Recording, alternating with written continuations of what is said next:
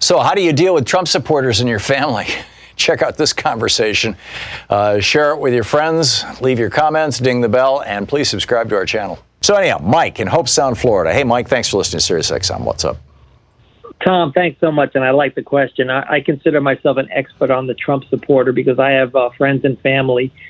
And when you talk about what kind of people these are they basically, are they mean-spirited? Yes. Are they sadistic? Yes.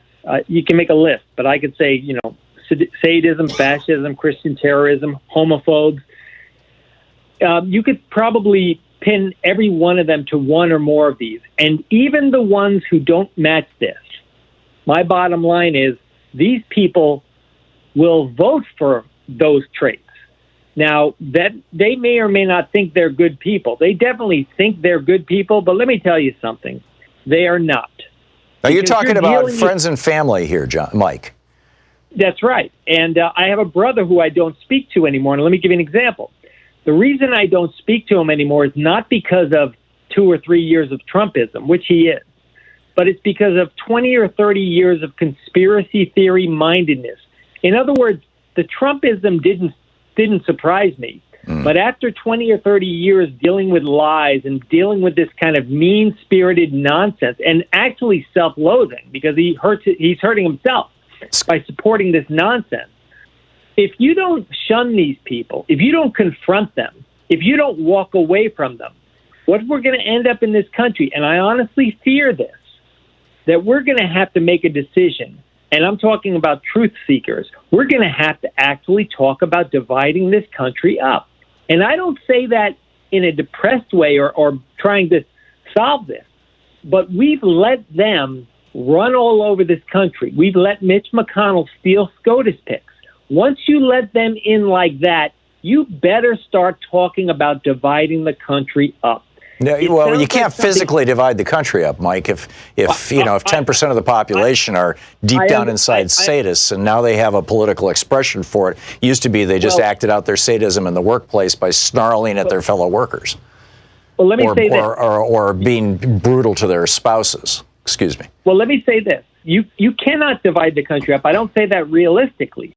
But what you can't let happen is to let them seep into the culture and to gain power until there is no country left and until the Constitution is null. Well, that's the story of Viktor Orban's Hungary. That's the story of Duterte's Philippines. Right. That's the story of Bolsonaro's Brazil, although he's starting to get some pushback. That's certainly, the story of Orban's Hungary, if I didn't start there. And of course, that's the story of the rise of fascism in the 30s in Europe. Well, let me remind every listener out there, too, what we have today is not something to compare to McCarthy. I will say this. If McCarthy had been shamed and humiliated, which he was. Ultimately, that's what took him down. That's right. And let's pretend that then he went on to run for president with Roy Cohn or Richard Nixon as his vice president, and he won. That's what happened in 2016. We had a man who was humiliated and continued to push birther and nonsense, and was elected by the people. If 1952 America knew that McCarthy was a joke, and 2016 America doesn't realize that Trump is dangerous and a joke, we're in a lot of trouble, like you said about these election scams. Yeah. Well, I'm agreeing with you, Mike, that we're in a lot of trouble. The question is what to do about it. I mean, traditionally, there simply wasn't a space in either major party for bigots and hateful people, by and large. I mean, there was a kind of it was there and it was suppressed. I mean, obviously the segregationists and people like that, but their rhetoric at least sounded.